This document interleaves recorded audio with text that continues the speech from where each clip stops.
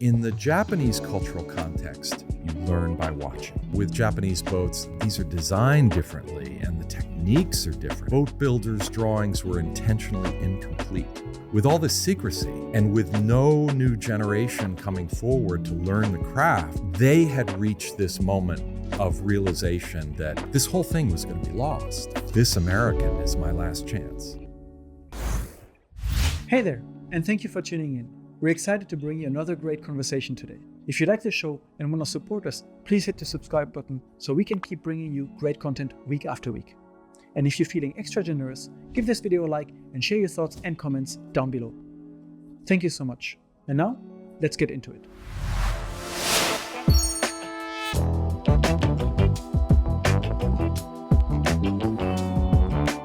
Welcome to Unpacking Japan. I'm Toby, and today we welcome Douglas. Thank you so much for coming. Oh, you're welcome. You're based in the US and you're actually on a short trip to Japan where you're running a workshop. You're a boat builder and you work primarily on basically keeping alive traditional Japanese boat building. And you had this workshop for tarai bune, right? Tugboats. Well, no, yes, a bit of a correction. So I was here. My first apprenticeship in Japan was building the tarai bune, which is the tugboat, which for those who aren't familiar with it is literally a barrel used as a boat. And they're used to this day on Sato Island in the Sea of Japan. But because of my first book, which was about how to build tugboats, a group preserving Japan's barrel making traditions invited me this trip. And they're doing something called the Kioke Summit. Kioke means wooden barrel. And so I just finished 10 days of pretty intense barrel making on Shoroshima.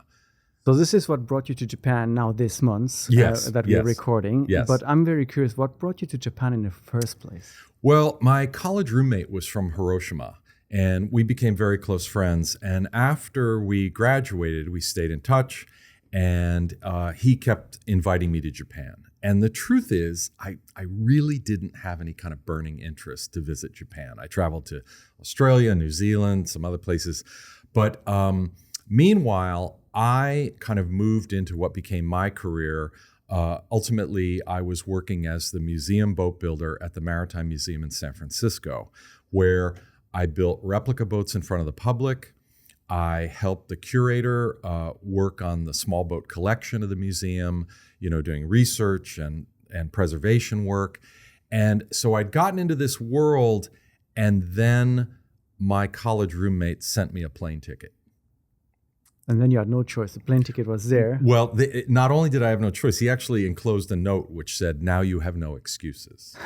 And so in 1990, I came to Japan, and I was just a typical backpacker. I had a Lonely Planet travel guide in front of my face. Oh, I remember those. And a youth hostel membership and a rail pass.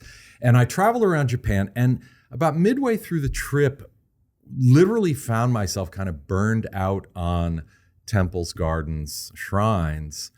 And I remember thinking to myself, so how can this be? I'm in this amazing country and I'm kind of stuck and bored. What's the one thing I could never get tired of looking at? And I thought, boats, traditional wooden boats. And so I literally started traveling the coastline.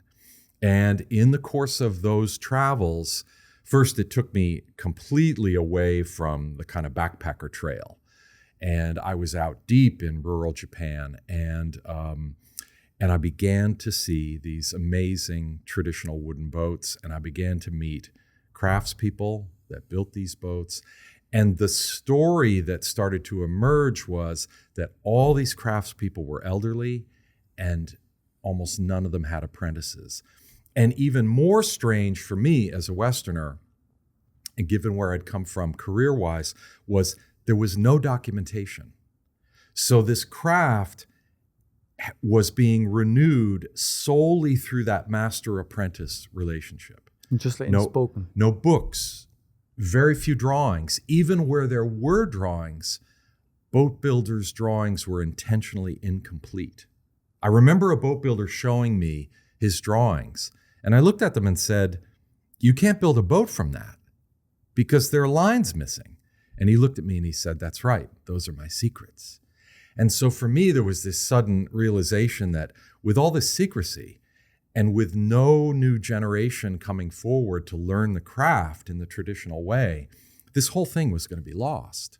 And so that got me going to where I am now. I had a boat builder I met on Sado Island. He was the last builder of tugboats. On my third trip to see him, he invited me to be his apprentice, and I did that apprenticeship on my fourth trip. And since then, in total, I've studied with 9 different boat builders from throughout Japan, from Aomori in the far north all the way to Okinawa. And I'm the only, all my teachers were in their 70s and 80s when I worked with them, and I'm the only apprentice for 7 of my 9 teachers. Did you always have this interest in boat building growing up? I grew up in Connecticut. The family, we always had a small fishing boat. My father was a house carpenter, so I grew up around tools and woodworking. And while I was in college, I did an undergraduate maritime studies program at Mystic Seaport Museum, which is America's largest maritime museum. And while I was studying there, I had the opportunity to build a boat, a traditional American boat, with the museum boat builder. And that was not a true apprenticeship, but like the light bulb went off and I thought, I like this. This is interesting. I want to pursue this. I can imagine you learning how to build this traditional American boat and then kind of coming to Japan and seeing what they do. It was very different. It was very different. And you know, in that, a lot of people ask me in Japan, why are you interested in Japanese boats? And a lot of it was pulled by just how different it was. You know, that it was really, so boats are, at one level, boats are boats. And I mean, a boat builder from Senegal and a boat builder from America, they share a lot. You know, they understand a lot about what each other is doing. So there's that aspect. But there's also, with Japanese boats, there was just this fascination with, wow, these are designed differently, and the techniques are different, and the tools are different. So that was very seductive and really pulled me in. And you met your first master on Sado Island, yes. Which is kind of off the west coast of Japan, if I'm not mistaken. Yeah, Niigata Prefecture.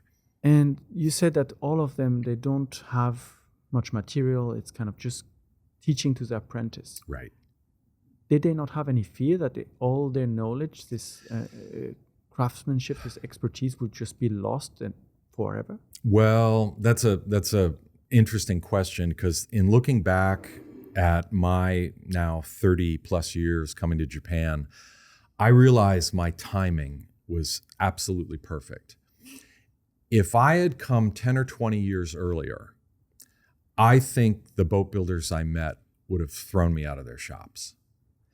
But I came at a point where my teachers realized what was about to be lost.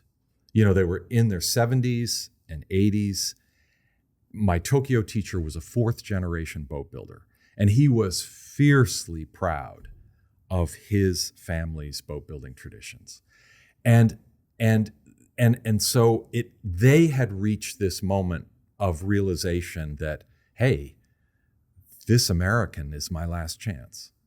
And actually, you know, if I'd had unlimited funding over the years, I can't tell you how many boat builders I've met, because I've met and interviewed over 50 boat builders in my travels. I've been to all 47 prefectures in Japan. I've been to Japan this is my 29th trip to Japan. And time again, I would leave a boat shop and the boat builder would say, you have to come back because I have to teach you. And that's a hard thing to walk away from, but yeah. It is very sad to think that all of this is getting lost, but thankfully you kind of took it upon yourself to do something about it. Yeah, do what I could. We'll get into this later, but you're also kind of collecting all your knowledge into books that are available for people that are interested in learning about it. Right. But I want to go back to this experience on Sado Island. Sure. This is where it all really started. It is, yeah.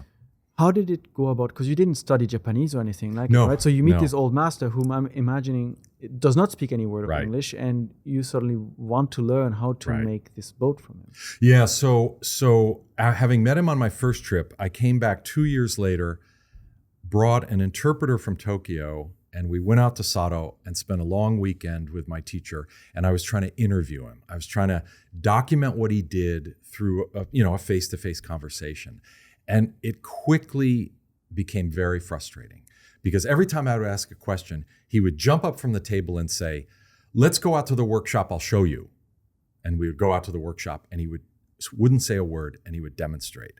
We'd come back into the table and this just kept happening. And I came back on my third visit and the same thing. And this for a Westerner, I think for a lot of Westerners, it's hard to appreciate that in the Japanese cultural context, you don't learn a craft via words. You learn by watching. You learn by watching a master.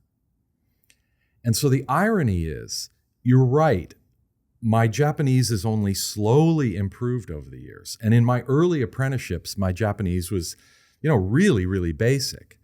But I didn't need the language. Actually, all 9 of my teachers on the first day of my apprenticeship said to me, there will be no speaking in the workshop. You are not to talk to me. You can ask me questions at break time, but you are not to interrupt me with conversation during the workday. So we worked in complete silence. Now that begs the question, how do you learn? And in the Japanese context, you learn by watching. Mite wakaru. And watch and you will understand. And so that's what I was being exposed to with my teacher. And as I tried to stumble through these interpreted interviews with him, I just realized the only way to do this is to become an apprentice. The only way to document what he does is to build a boat with him. And on my third visit, I asked my interpreter, a woman from Tokyo, I said, I want you to ask him if I can be his apprentice. And she looked at me and she said, I will not do that. That is absolutely unthinkable. You're a foreigner. He's this elderly Japanese man out in the countryside. You don't speak Japanese. He doesn't speak English. This is impossible. No. And so I thought, okay. So we had our last day together with Mr. Fuji. We had an early morning, the first ferry boat the next morning. We went back to our Minchiku for the night. And at midnight, Mr. Fuji and his wife appeared at the Minchiku, woke up the owner. She woke us up. We all rushed down into the kitchen. And Mr. Fuji was sitting at the table, shaking like a leaf. And I thought something terrible had happened. And his wife was looking at him with this really concerned look on her face. And my interpreter was sitting there. And Mr. Fuji said something to me. And I heard my interpreter gasp. And I looked at her and said, what did he say? And she said, he wants you to be his apprentice. So you didn't have to ask in the end. No. So we were both thinking the same thing. And yet his wife was kind of shaking. He was very nervous. The interpreter was against it. So there was a sort of stigma around this. Well, not a stigma. I think what was going on with him was that fear of, what if he says no, right? I'm about to ask, and what if I get refused? Then we're both embarrassed, right? And in that Japanese protocol, we can't have that. And so, and as far as I was concerned, there was only one answer, So 2 years later, I came back and apprenticed with him. Tell me about these boats on Sado Island. What's special about them? Tarai bune? Yeah, the tarai bune. So the tarai bune literally means tub boat. And it is Japanese barrel making. It's traditional Japanese barrel making. And there's a couple of different stories about how they were invented. On the island, they're called hangiri, which is Sado dialect for half barrel. So the thinking is somebody thought, if we cut a big barrel in half, it can act as a boat. And so here we go. And one of the interesting things about it is the tugboat was invented sometime in the mid or late 1800s. It's the Meiji era. And because it suddenly provided a cheap second boat for a fishing family, they're traditionally used by women. So father kept using a traditional fishing boat, and then mother could now go to sea. And so it really transformed kind of the socioeconomic qualities of that part of Sado Island where they used these. And they were also at that time used all along the coastline. The last place on the mainland they were used was the Noto Peninsula. But in the 1960s, they had finally disappeared from the Noto Hanto. And, you can still find them on Sado Island. So they look like a round tub. They're actually oval, but they are, yes. So they look like a bathtub, wooden barrel. And you stand in them, you kneel in them? You stand in them, and with a paddle, you do a sculling motion from the front. So you sort of pull yourself along. Women go out to sea, and they carry a selection of long bamboo spears, and you have a garasu hako, they call it, a wooden box with a glass bottom. And then when you get to the fishing grounds, you kneel in the boat, you look down through the sight box, and you see the shellfish or seaweed. And depending on what the catch is, you take a long bamboo spear, reach down through the water, hook what you're trying to get, and you bring it up into the boat. If I think of boats worldwide, traditionally the shape is more like elongated, Sure. right? With a tip at the front Right. to navigate through the waves. Right. Why have they been made in this shape, and how is it advantageous? for Well, them? and you can actually, interestingly, you can find round boats all over the world. The Irish coracle, the Native Americans had a round boat, a bunch, Pakistan, India, in the Middle East on the Tigris and Euphrates, there were round boats. The Vietnamese, actually probably the most prevalent one today is the Vietnamese basket boat, which is a bamboo basket covered in tar. So simple, cheap, and effective. And so the tugboat, Sado has a very volcanic, rocky shoreline, and the tugboat can navigate in there where a conventional boat could never enter. So they can navigate these little outcrops and complicated shoreline, rocky shoreline, and not be, damaged. And yeah, for a fishing family, it was an inexpensive way to get a second boat. So 2 years later, you go back there and you actually start the apprentice. Yes. No talking in the No workshop. talking, no speaking. No paper trace of anything. And this was shocking to me. I come from a tradition where, I have shelves full of boat building books, right? And I have access to thousands of drawings of traditional American and European boats, detailed drawings. And in Japan, there's none of that, nothing. It's all about an oral tradition with an individual craftsperson. So, and then Mr. Fuji sat me in a stool and for 2 days made me watch him. And then halfway into the third day, he suddenly got up, pointed to where he was sitting, and he said, "Work." And he walked out of the shop. What if you don't know what to do at that point? Well, this is the Japanese apprenticeship, which puts all of the responsibility on the apprentice and tremendous pressure on the apprentice, right? So for 2.5 days, I was watching him like a hawk. Now, one of the great advantages I had was I came into this as an experienced woodworker. So I knew how to use the tools, and I'm watching him and I'm understanding what he's doing. He was shaping the staves for the side of the tugboat. And so I went to work. And he was gone for about 2.5 hours. He left me there. Actually, my wife told me she found him taking a nap. So again, we're so used to direct instruction. There's none of that.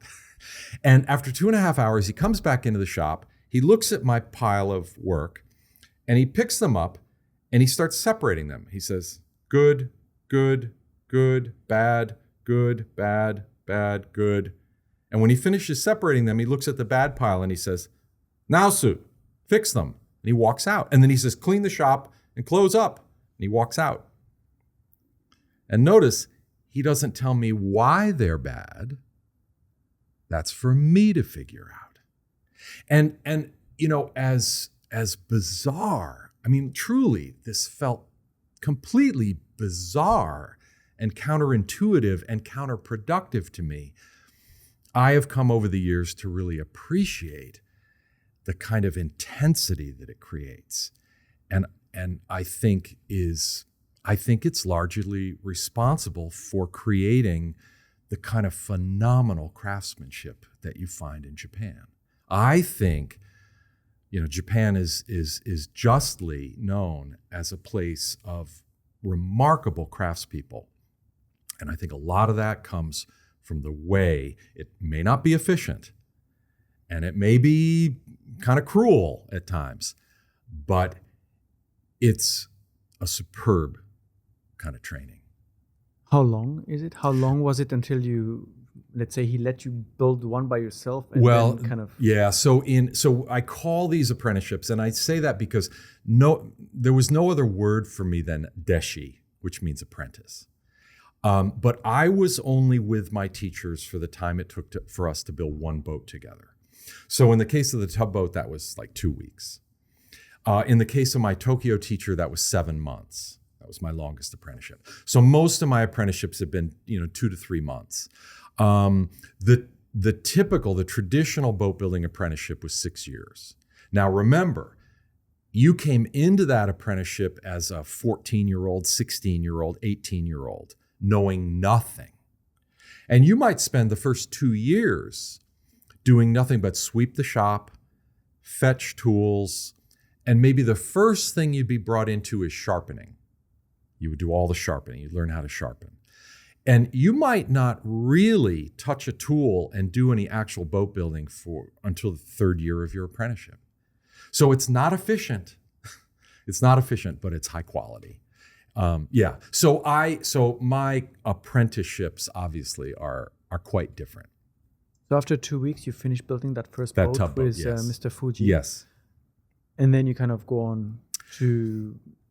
So back what to the happened? States. What happened? Tragically, he died in an accident a couple years later, and in corresponding with his widow, she wrote and said, "Husband was building a tugboat when he died. I don't know how I'll get it finished." And I was his only apprentice, and so I actually agreed to come back to Sato Island and finish his last boat. So I came back to Sato. I built that boat.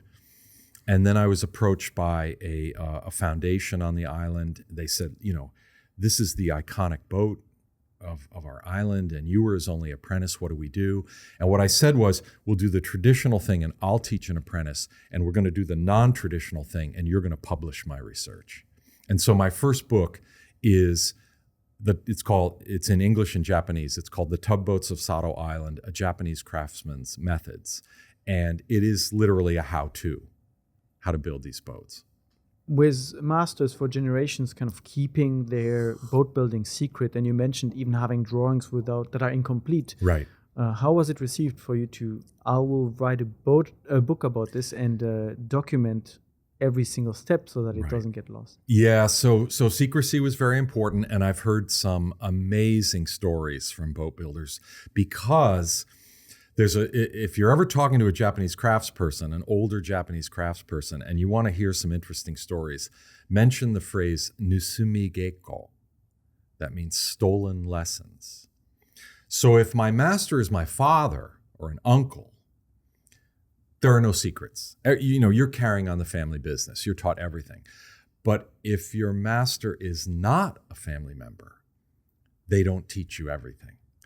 And it's like the final hurdle for the apprentice. How can I steal my master's secrets? And I've heard the most amazing stories about what masters did to protect secrets and what apprentices did to get those secrets. For example? One of my teachers said that he used to he'd get his master drunk. That's an easy way, isn't it? I guess that's an easy way. My tugboat teacher told me that he would sneak into the workshop at night with a candle because there was no electricity, and he would study the lines that his master would do. Because he said whenever his teacher laid out the lines for the tugboat, he would send my teacher to the other corner of the shop. He'd say, go sweep, go sharpen. You can't look at this. And so my teacher would come in at night and look at these lines and try to figure them out. And he said, not only did I figure out the layout, but I realized he was drawing lines that made no sense to throw me off the track. He knew I'd be coming in here and doing this. Yeah. It's a game of cat and mouse. It's absolutely. And so to get back to your original question, again, I was lucky. My teachers they realized this is the only hope I have of carrying on what I know. Though interestingly, again, I had a fair number of my teachers, they'd walk past me as I was scribbling in my notebook, and they would say things like, I remember one teacher looking at my camera and saying, that's useless. That thing will never help you. He said, there's no point in taking photographs. You have to train your eye. And then other teachers looked at me and said, you're going to write a book. I mean, you can't teach this with a book. You can't read about how to do this. And though I truly appreciate what they're saying, and I don't presume for a moment that my books can ever replace a 6-year apprenticeship with a master craftsperson. But what else are we going to do? We have to do something. We have to record this. Why is there not more of an interest from young Japanese boat builders who want to become apprentices of these masters? Well, we are really at a point now. I mean, most of my teachers have passed away, and there are only a handful. That last generation of boat builders, at this point, there are only a handful of them, and so it's part of what really drives my work now. I mean, there's almost nobody left for me to apprentice with, though I keep trying. I keep trying to follow up on that and look for funding and so on. But what I'm pivoting to is publishing and teaching. And so whenever I build a Japanese boat, I try to bring apprentices. I try to bring people into the project and at least expose them to boat building. And there are young Japanese who are now trying in their own way to learn as much as they can. They know about my work, and they have my books, and we talk, and if there's an opportunity for me to work with them or teach them, I'm happy to do that. And I'm now soliciting commercial projects, building traditional boats for clients in Japan. And on all of those projects, I try to include apprentices. I open it up to people, both foreigners and Japanese. So your experience on Sado Island, which kind of kickstarted all of this, was in the 1990s. And then you mentioned Mr. Fuji sadly passed away in an accident. Yeah. You had learned how to make this tugboats, right? But I imagine there's many more types of boats. Right. So you're standing there finishing up his last tugboat. Right. What were you thinking about what to do next? Well, I was thinking how ironic. I came to Japan to be a boat builder, and I became a barrel maker. And it's actually why I got the invitation to this barrel making event, because my book on building the tugboats, as far as I know, is the only thing published on traditional Japanese barrel making as a how-to. So Japan's barrel makers know me. And so over the years, I've stayed in touch with them. But yes, I was so eager to find, to build a, quote, real boat. And luckily, in my travels, I kept meeting boat builders, and I kept saying, I'm interested in this. If there's ever an opportunity that we could work together. And then meanwhile, I was applying for grant funding. And finally, I had one boat builder in Urayasu invite me, and he and I built a seaweed gathering boat together in Urayasu. And then I got a big grant. It's still the biggest single grant I've gotten over the years, and it allowed me to come to Japan. It was from the Freeman Foundation in the United States, and it allowed me to come to Japan for a full year, and I apprenticed for 7 months with a boat builder in Tokyo and for 2 months with a boat builder in Aomori. And that was building conventional fishing boats. So they would be more like the typical shape. We have like here on the cover of your book. Yeah, that's actually from Tokyo. Okay. Yeah. So now if we go back to comparing a little bit Japanese boat building to Western boat building and discarding maybe the tugboats, what makes Japanese boats or these traditional wooden boats so unique and different in the way they're built compared to what was done in the West? So when most people, when you think about Western boats, you think about a boat that's round in cross section, has a round hull. If you think about Asia, Thailand, China, Vietnam, Cambodia, and elsewhere. I mean, even South Asia, India and Pakistan, and Japan, Korea and Japan. The boats tend to have an angular cross section. We'd have to hunt through there. In fact, the boats, in brief, the boats have a perfectly flat bottom. That's I don't know if that's visible to the camera. If we hold it up, maybe. Yeah. And so the boat has a perfectly flat bottom and then the very wide planks. And so a first plank, then an angle, then a second plank. Mm-hmm. Okay. So that's what distinguishes a typical Asian boat design in general. So that's a big difference. I think that's driven very much by the materials. In Asia and particularly in Japan, boat builders had access to phenomenally large cedar trees. So they could get these enormous wide planks. And in Japanese boat building, there's very little framework. A Western boat has what we call ribs, many small frames that support the planking. The planking tends to be very thin. It's kind of a skin over a framework. And Japanese boats are kind of the opposite. The planking is very thick, and that's really where the strength is. And the internal framing is very minimal. What is the advantage of doing it this way?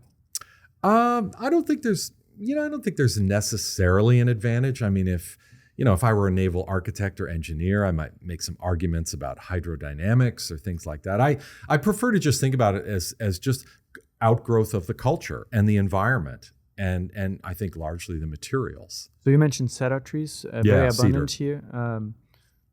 Do they have any unique properties for boat building as opposed to any other kind of wood? Yeah, so cedar, Japanese cedar, and cedar is prized as a boat building wood all over the world. So cedar has oils in the wood that make it very rot resistant, and also cedar bends very easily. So that's advantageous to boat building. And I think mostly here in Japan, you can get cedar in such large sizes and very high quality. In some Japanese woodwork traditions, let's say traditional houses, they are known for using no nails to bring anything together. And it's all holds. Right. What about boats? Yeah. So, Japanese temple carpentry and house carpentry is revered. The joinery in Japanese boat building it doesn't rival temple carpentry. There are some specific points in the structure of the boat that come together with wood-to-wood joinery with no metal fastenings.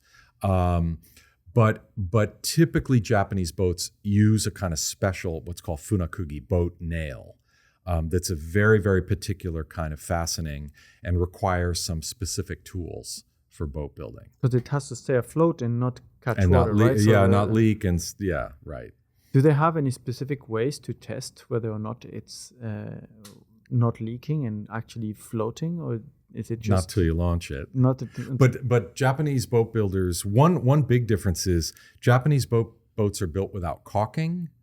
So in the West, most boats, the planks are put together with the assumption that you're going to use traditionally a cotton fiber, and drive that in the plank seams and make them watertight. Japanese boats, they use a very, very difficult technique of saw fitting so that the wood-to-wood fit is actually watertight. And it's really remarkable. It was one of the most... It's kind of hard to imagine. Yeah, it was one of the most interesting things for me to learn, because it was absolutely, for me, it was an unknown technique. Yeah. And they make each boat for a specific purpose? Yes. So you mentioned like seaweed fishing, and the tugboats also for navigating these rocky coastal lines. Right. Canal boats for cargo, water taxis. This boat is actually an Edo era water taxi. Chokki bune. The chokki bune. Chokki means the tusk of a boar. The boar is the inoshishi. Mm-hmm. And this front, we call this the stem of the boat. It's so prominent and sticks out so far and is raked forward that they call that's the tusk of a boar. So it's called the chokki bune. I imagine every master is slightly different, even though you explained that they all have this same approach to show, don't tell, and you observe and you learn. Yeah. What were some of the more challenging boats for you to learn how to build? Um, the boats of Okinawa are unique again. They're not really like the boats in the rest of Japan, and we can talk about that in a moment. I was going to say one challenge. I had one teacher that told me I couldn't record his secrets. Nothing. Well, it was a really interesting moment. I had been recording all through the process, and there was no problem. He had no problem with it. He saw my notebook, he saw my camera, he saw I was tracing his patterns. And late in the project, he had a pattern for the stem of his boat, and it had a beautiful curve to it. So he had this pattern that obviously rendered that curve perfectly. And I had my large paper. And one day at the end of the day, I rolled out my paper like I'd done before, and I laid the stem pattern on it, and I started to trace it. And he yelled at me, told me to stop. And I said, why? And he said, you can't trace that. And I said, well, wait, the whole project is about documenting this, how you build this boat. He said, right. And I said, and I'm going to go back to America with this information, and I'm going to do a drawing and write it all up. And he said, right. And I said, so I need to trace this stem pattern. And he said, no, you can't do that. And we went back and forth like this. And I finally looked at him and I said, "Nusumigeko desu ka? Is this stolen lessons?" And he said, "Hai, yes, dame. That's bad. You can't do that." And I thought, we were stuck. And there was this long pause. And he yelled at me a little bit more. And my mind was racing. Like, I had to get this. How was I going to do it? Come back at night with a candle. Well, and then he suddenly said, "The day is over. Sweep the shop, shut the door when you leave." And he walked away. And so I traced the pattern. And I look back on it. He said one other interesting thing that sort of clued into this. But I look back on it, and it was kabuki. He had to say that. I think there was something inside him that he wasn't so dumb that he didn't realize what I was going to do as soon as he left the shop. But there was something inside him that said that he had to play his role and I had to play my role. It was a really interesting moment. And there was one other thing he said that was fascinating, that really points to how embedded these traditions are for these elderly craftspeople. He said to me, "I don't care if people in America and elsewhere in Japan know my secrets, but the people in this village can't know my secrets." That's oddly specific.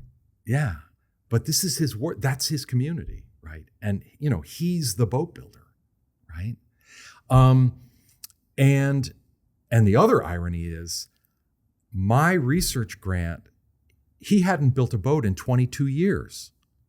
He had been put out of business by Fiberglass Boats 22 years earlier. My grant brought him out of retirement to build one last wooden boat.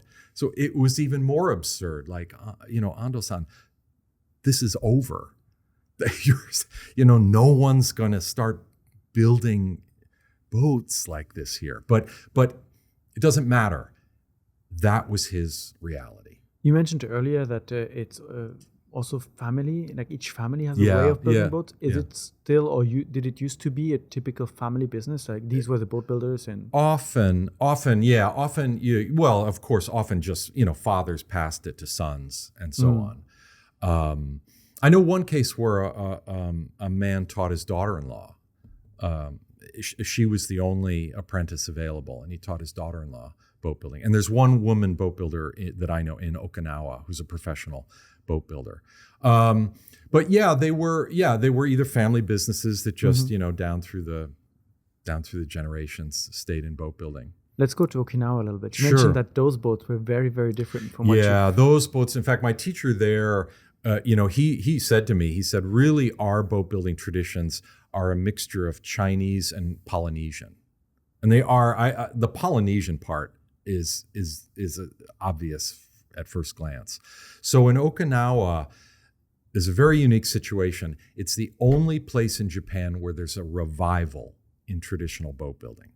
Because about 20 years ago, young sailboarders, surfers, kayakers, yachtsmen kind of discovered the traditional Okinawan fishing boat, which is called a sabani, and realized this is a really cool boat. And then they said, let's race them.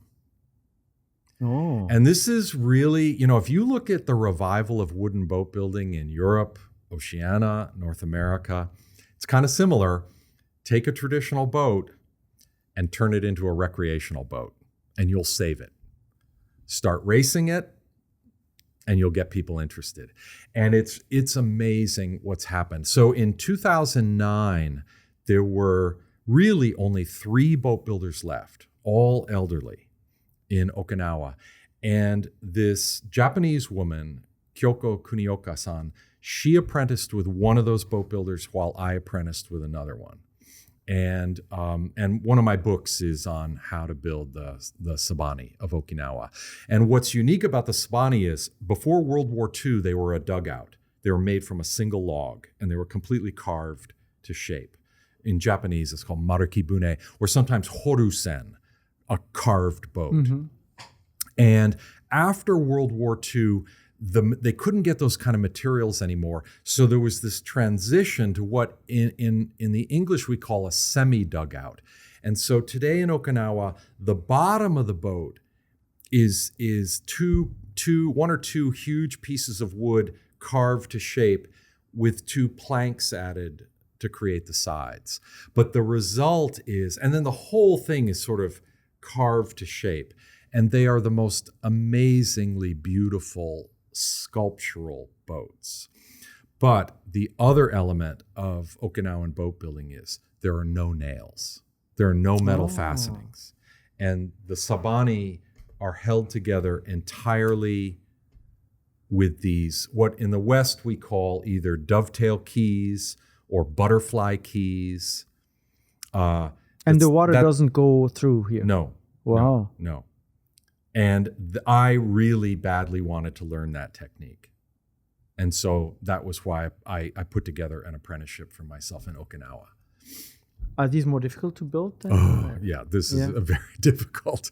Yeah, but they are so beautiful. They are so beautiful. If I were ever to build, and I would love to build a sabani as an exhibition, I should do it at a modern art museum.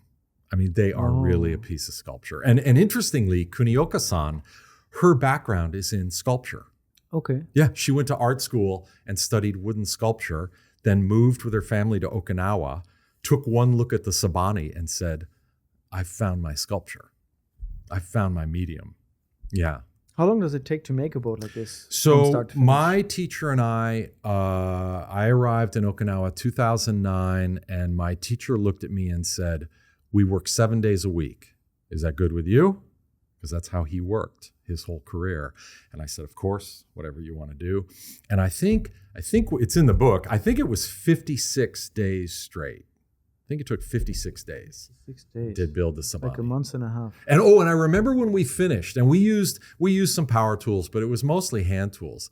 And my teacher, as we were building at lunchtime, he would tell me about the old days, and he said there was no electricity. Everything was done with just hand tools. And I remember when we finished, he saw my notebook, because every day, the first thing I do would write the day 53, day 54. And at the end, he said, how many days was it? And I said, Gojuroku Nichi. It was 56 days. And he looked at me and he said, back in my prime, no power tools. I could build one in 40 days. By myself. The pride of the old master. Yeah, the pride of the old master. Is there a little moment of excitement when you have this boat finished and you're kind of ready to launch it at sea? Yeah, and so yes, and one of the more colorful, very colorful things about Japanese boat building are the ceremonies. So sometimes there can be a keel laying ceremony, early in the project when kind of the backbone of the boat is completed. But that's a bit rare. But at the end, you have what's called the shinsuishiki, and that's a Shinto-based ceremony. And that can involve a Shinto priest, but the boat builder can conduct that ceremony themselves. And actually, I've conducted many shinsuishiki. Whenever I teach Japanese boat building in America or overseas or in Japan, I conduct the ceremony with my students or with the customer, and that's always a really special moment. I mean, it's a very serious, contemplative moment. It's full of tradition. How do I imagine that ceremony? Local tradition. It's a purification ritual, really, in total. But what's wonderful about it is you actually cut a little alcove in the boat. You create a shrine in the boat, and you put objects in that alcove, and you cover it up. And wherever you go in Japan, all those ceremonies are individual. So all across Japan, they change. What they put in the alcove changes. And then you pour sake on the boat. You don't break the bottle on the bow. We would never waste the sake. But there are different traditions as to where you pour the sake. On the bow, the stern, or on the side. And then one of the more interesting ceremonies was in Gifu. In 2017, I apprenticed with one of the last builders of ukai bune, the cormorant fishing boat, where they fish with birds, which has a 1,300-year tradition in Gifu. And we launched our boat on the Nagara River. And my master, who is 86 years old, he said, here on the Nagara, you go out and you capsize the boat and you roll it 3 times. Because 3 is a lucky number. And it's believed that if you capsize the boat on launch day, it will never capsize again. So my apprentice and the customer and a volunteer, the 4 of us took the boat out into the middle of we launched it, got in, we took it out into the middle of the Nagara River, and we rolled it over 3 times. And then it was safe forever. Then we kind of swam it into the shallows and bailed it out. And that's how the ceremony ended. Do boats in Japan typically get names? Sometimes. Small boats usually don't. Small fishing boats usually don't. People were very practical. I've always been curious because when you go to the harbor, and the modern boats all have names, obviously. Right. But a lot of them have maru. Oh, you had to ask that. There's a long story about why maru, and I can't remember it. Or maybe it's on my later. laptop. There was a Tokyo writer who did some research, Alice Gordenker. She writes for the Japan Times, and she studies different just odd traditional things in Japan. And she wrote a column. I was very grateful. I'll have to look it up. I've always been curious about this. I'll send you the link. Alice also wrote about a wonderful thing that, have you ever heard of kiribi? No. Kiribi is when you leave the house in the morning, your wife follows you striking sparks on your back. And that was an old belief to protect you, because in Shintoism, lightning is a very powerful thing, a very powerful force. And you can still find in Kyoto and Tokyo, you can buy these little boxes that have a piece of steel and a flint, and it's a kiribi set. And so, if whatever, and on a couple of boat launchings that I was part of, we struck sparks on the boat, kiribi. Interesting. Yeah, and Alice Gordenker, she wrote a column about that tradition. Most of the boats we talked about so far are relatively small, and maybe for people not too familiar, hard to imagine. However, one place where some of our listeners or viewers may have seen typical Japanese boats recently is the TV show Shogun. Yes. For which you've been a consultant. Right.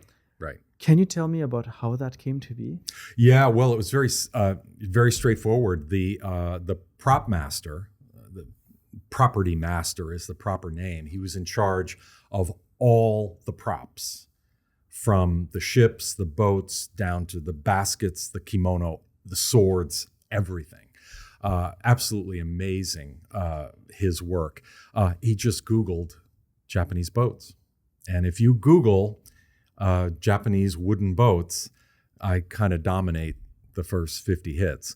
And so he contacted me and said, I think we want to hire you to be our boat consultant because we want it.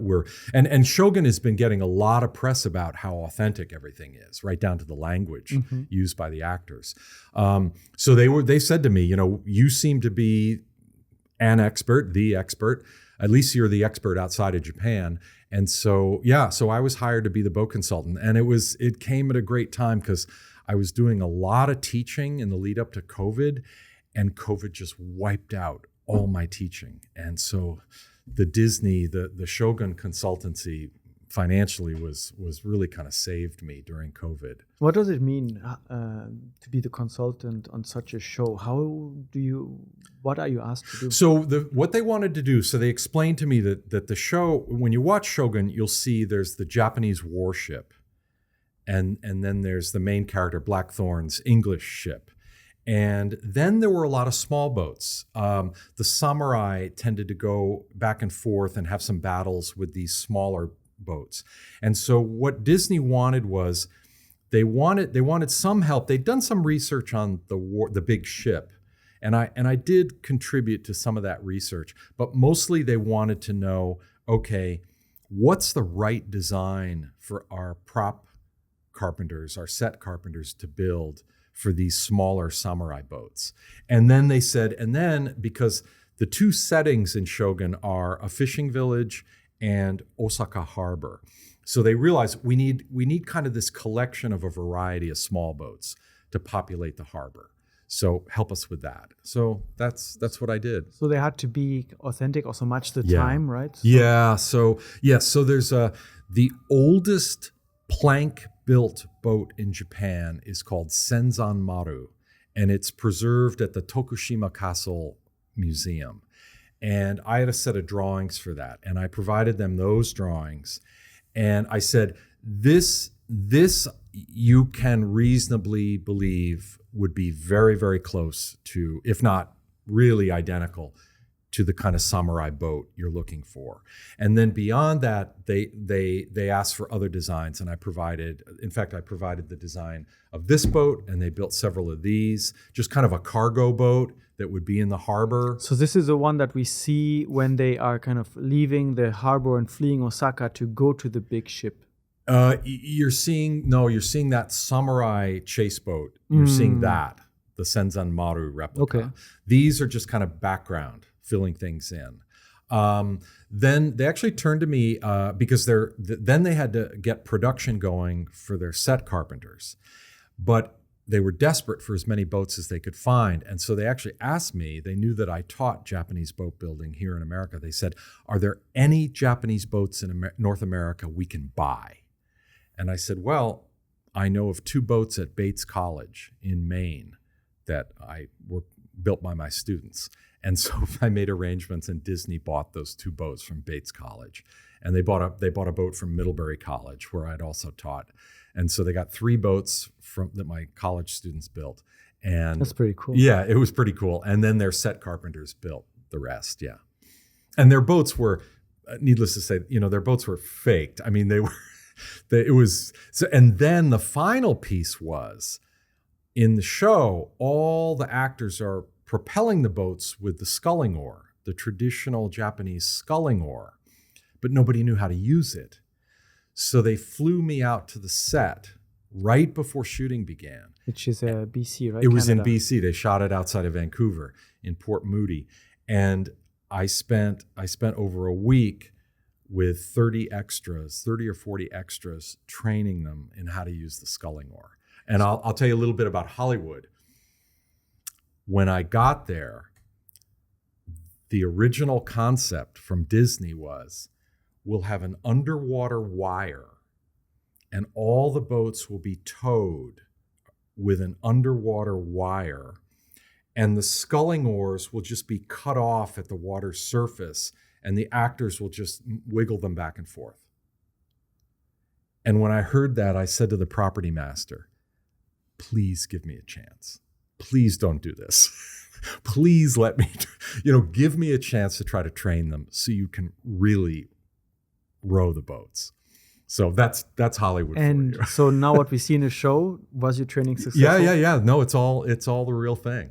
Yeah, it's all the real So thing. these oars, they are on the bigger ship, right? This kind of Well, the bigger ship also had like 2 lines of multiple sculling oars. Yeah.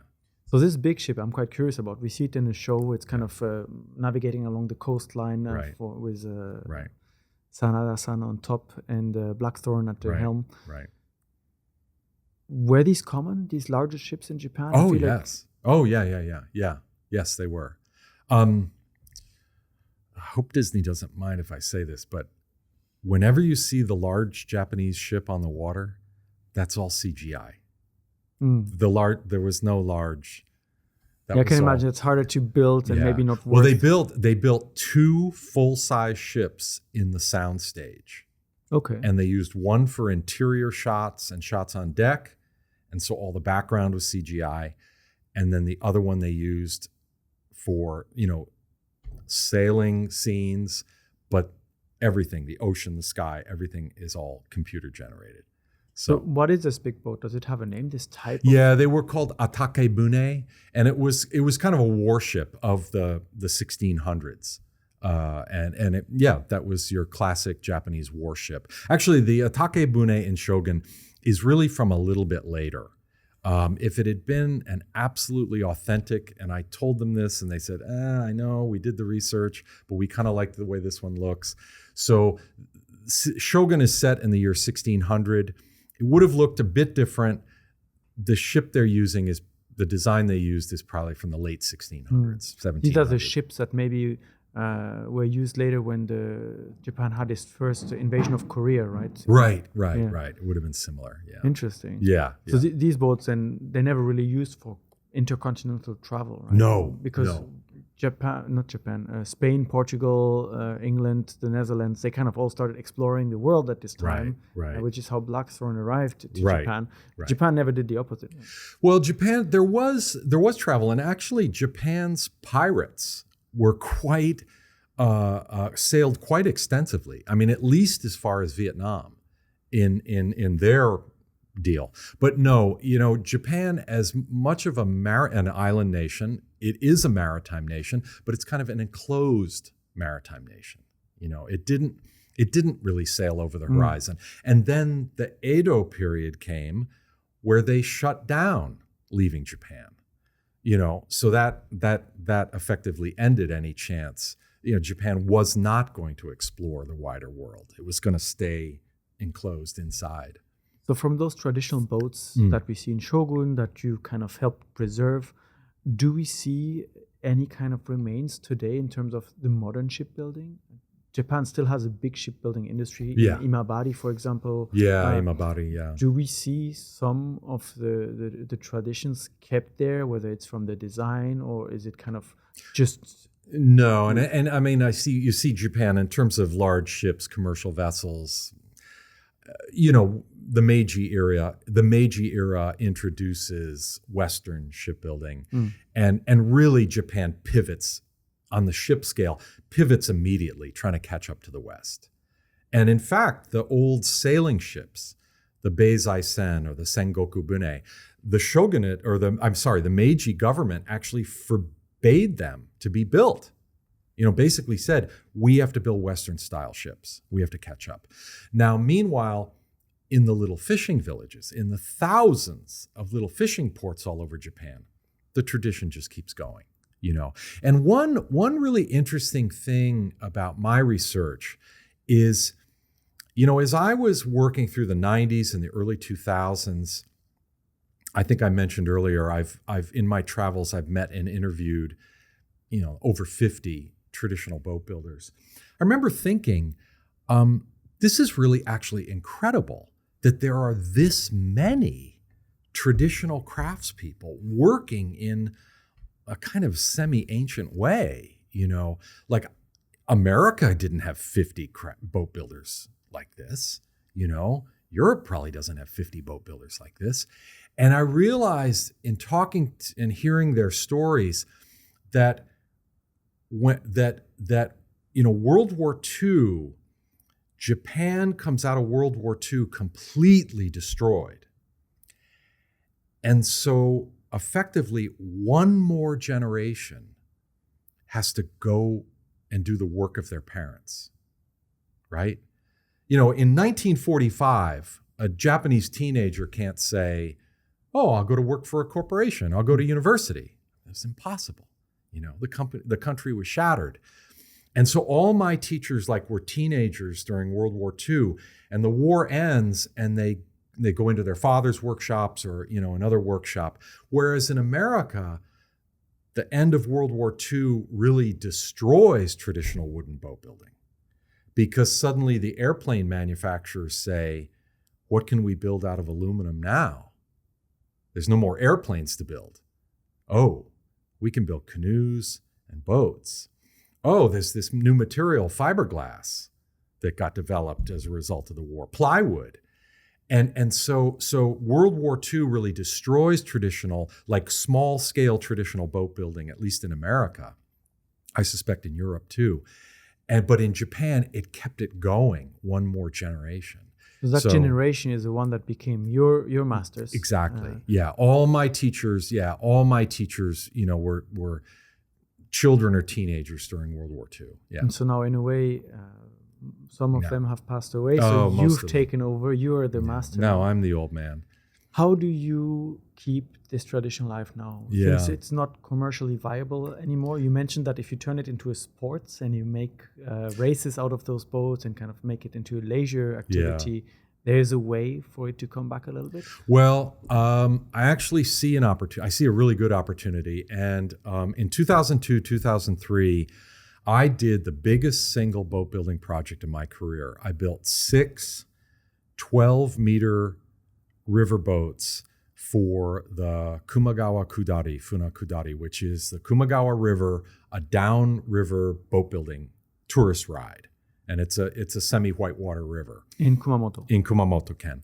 And, I think that elongated tradition that I just referenced, I think there are more traditional wooden boats in the tourist industry in Japan than in any other country in the world.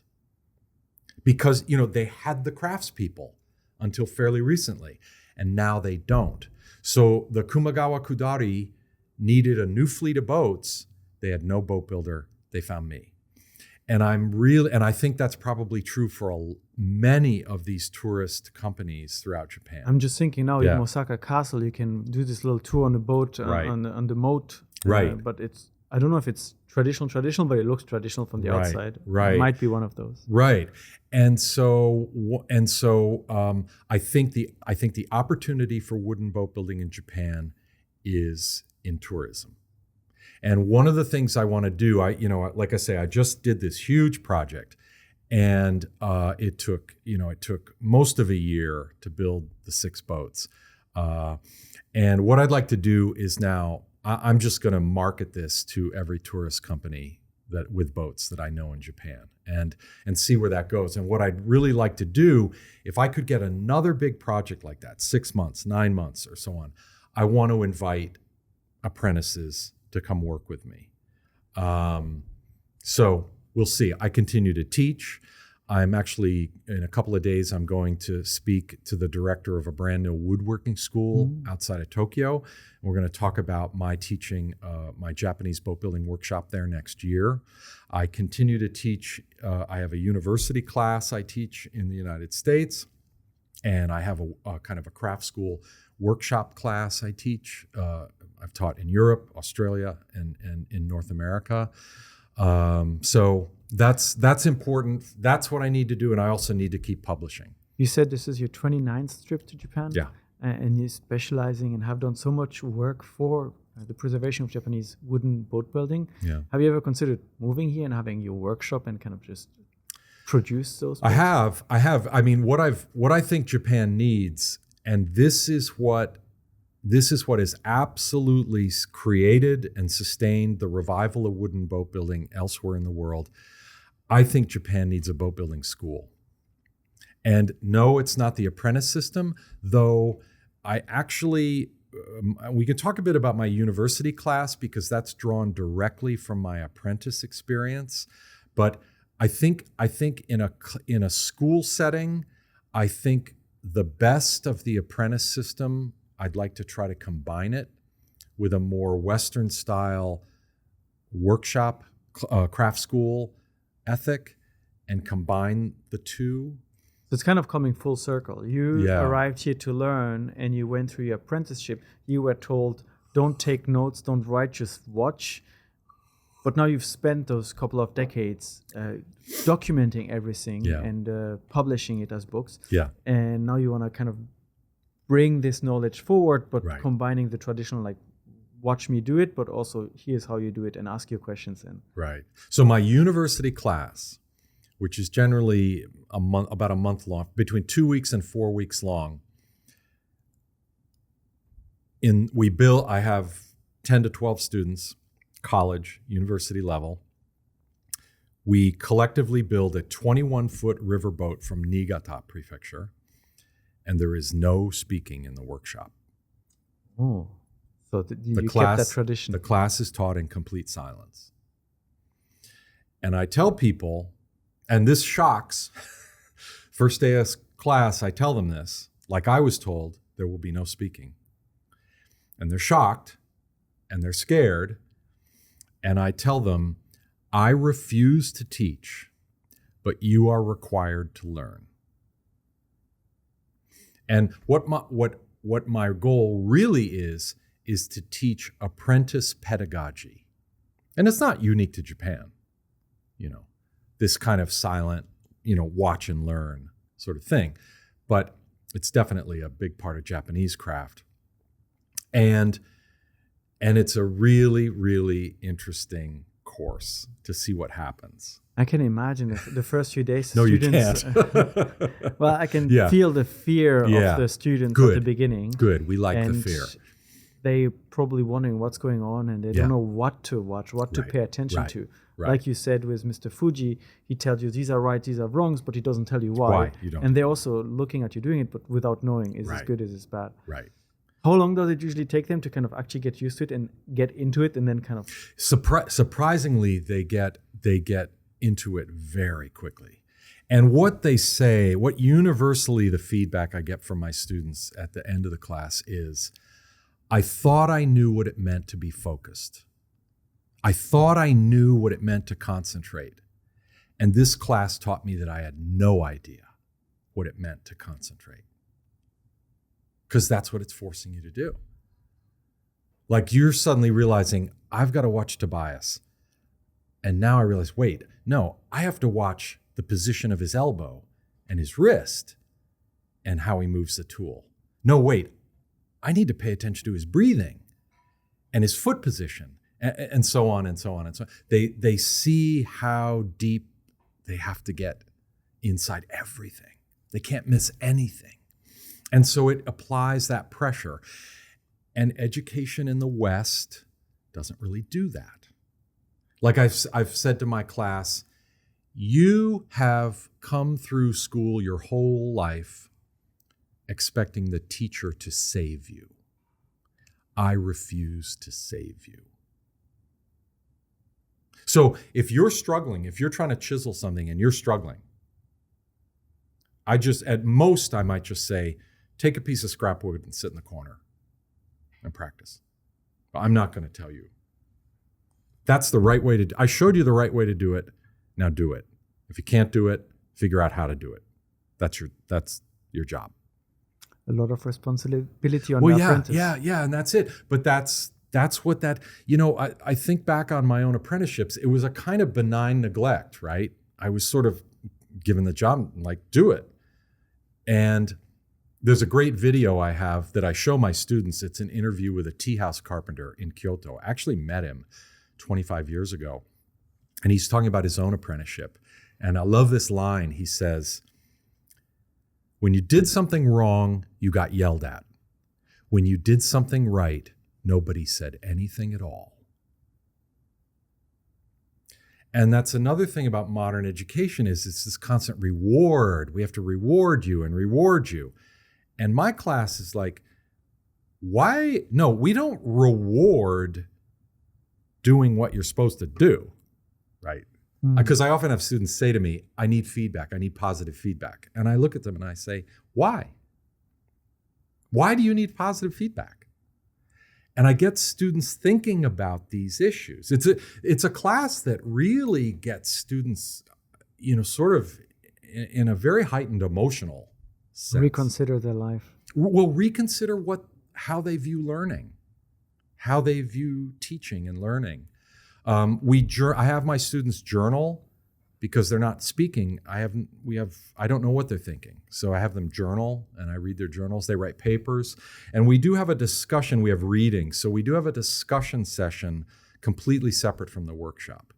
And we talk about these things. And it's fascinating what comes up. But what comes up is invariably really, and the class in some ways is not about boat building. It's about this process of learning something, and what does that mean, and how does that feel, and how do I do this? What's the best way to do this? And our discussions tend to be very personal conversations. Very philosophical too, I imagine. Yeah. No, it's wonderful. What would be required for such a boat building school to happen in Japan? As you mentioned, this would be one of the keys to. Yeah, I despair of trying to come to Japan and create something like this completely on my own. Like you asked me, would I live in Japan? I would love to live in Japan, but I can't get a visa, right? It's not easy. I would need some kind of institutional support. Like I would need a maritime museum to say, yeah, we're going to open a working boat shop, which museums in Europe and America have done. A lot of the first boat building schools in Europe and America were all formed out of maritime museums. So that, or a maritime college, or maybe a company, I don't know, but I would need some serious institutional support. So. You spent many decades learning boat building, documenting boat building, now teaching boat building, and you have more projects to come. Hopefully larger, bigger revival projects of traditional boats, or many projects for the tourism industry in Japan. Yeah. Anything else that you really want to do that's dear to you? Any boat that you haven't mastered yet that you still want to learn how to make? Yeah, there are a couple of boats. There's a boat builder in the mountains of Hiroshima, the city of Miyoshi. And he builds an ukai bune. They do cormorant fishing in the river there. And it is absolutely a spectacular boat. The design is just, as a boat builder, it's like someone who likes fine wine. There are certain boats that just get to you. That just, I can't breathe, That's a boat I'd really like to build. And I'm in touch with him, and I say, if you're ever building one, but then if he's building one, I've got to find the financial, it's difficult. Everything has to align. Everything has to come together. That's a lovely boat. There's some river boats. Most of my boats are ocean boats, sea boats on the coastline. So it would be, and some of the river boats are really, really unique. Because they were in such an isolated environment, so they had just kind of a bizarre design history. So that's a boat I'd love to build. The boats of Amami Oshima, which are the island chain between Kagoshima and Okinawa, I've never been there, but I've seen images of the boats, and they're really beautiful. That would also be a nice place to be. So anyway, so many boats, so little time. Yeah, it is always like that. But Douglas, thank you so much for making time to come to Osaka today and talk to us and share your experience and insights. And we'll make sure to leave all the links in the description. And if people are interested, Japanese Wooden Boat Building by Douglas Brooks, available on your website, which will also be linked. So if you are located domestically in the U.S., please visit my website, douglasbrooksboatbuilding.com, and you can buy my book. It's the only way to get a signed copy of my book. If you're overseas, the postage rates are nearly the cost of the book. So go to Amazon in wherever you're located, and hopefully you should be able to find it. So. And if people have questions, we'll put in also the links so Con- people can reach out and Yeah, contact reach and out ask to me. more questions about boat building, which unfortunately I don't think we'll be able to answer. Okay. Thank you so much, Douglas. Thank you. You've been very generous. Thank you everyone for listening and watching. This was Unpacking Japan, and we'll be back again next week. Bye.